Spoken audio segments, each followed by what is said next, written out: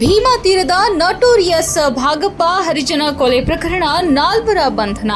ಭೀಮಾ ತೀರದ ನಟೋರಿಯಸ್ ಭಾಗಪ್ಪ ಹರಿಜನ ಕೊಲೆ ಪ್ರಕರಣ ನಾಲ್ವರ ಬಂಧನ, ವಿಚಾರಣೆ ಚುರುಕುಗೊಳಿಸಿದ ಪೊಲೀಸರು.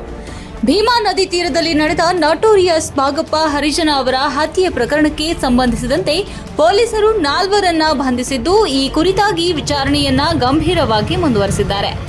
ಬಂಧಿತರು ಪ್ರಕಾಶ್ ಅಲಿಯಾಸ್ ಪಿಂಟು ಲಕ್ಷ್ಮಣ್ ಮೇಲಿನ್ಕೇರಿ ಅಗರಖೇಡ ಇಂಡಿ ವಯಸ್ಸು 26, ಸುದೀಪ್ ರೇಣುಕಾ ಕಾಂಬಳೆ ವಯಸ್ಸು 20, ಮಣಿಕಂಠ ಅಲಿಯಾಸ್ ಗದ್ದಿಗಪ್ಪೆ ಬೈಲಹೊಂಗಲ ಬೆಳಗಾವಿ, ಶಂಕರಪ್ಪ ಬೆನಕಪ್ಪ ವಯಸ್ಸು 27, ರಾಹುಲ್ ಭೀಮಶಂಕರ್ ತಳಕೇರಿ ಹೊರ್ತಿ ವಯಸ್ಸು 20.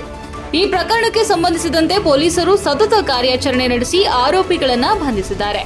ಹತ್ಯೆಯ ಹಿಂದಿನ ಕಾರಣ ಹಾಗೂ ಇದರಲ್ಲಿ ಮತ್ತೋರ್ವರ ಭಾಗವಹಿಸುವಿಕೆ ಕುರಿತು ಪೊಲೀಸರು ತೀವ್ರ ತನಿಖೆ ನಡೆಸುತ್ತಿದ್ದಾರೆ. ವಿಚಾರಣೆಯಿಂದ ಮತ್ತಷ್ಟು ಮಾಹಿತಿ ಬಹಿರಂಗವಾಗುವ ಸಾಧ್ಯತೆ ಇದೆ. ಸ್ಥಳೀಯವಾಗಿ ಈ ಕೊಲೆ ಪ್ರಕರಣ ಭಾರೀ ಚರ್ಚೆಗೆ ಕಾರಣವಾಗಿದ್ದು, ಅಪರಾಧ ತಡೆಗಟ್ಟಲು ಪೊಲೀಸರು ಹೆಚ್ಚಿನ ಕ್ರಮ ಕೈಗೊಳ್ಳಬೇಕೆಂದು ಜನತೆ ಒತ್ತಾಯಿಸಿದ್ದಾರೆ. ಈ ಸಂಬಂಧ ಹೆಚ್ಚಿನ ಮಾಹಿತಿ ಬಯಸಲು ಪೊಲೀಸರು ವಿಚಾರಣೆಯನ್ನ ಚುರುಕುಗೊಳಿಸಿದ್ದಾರೆ.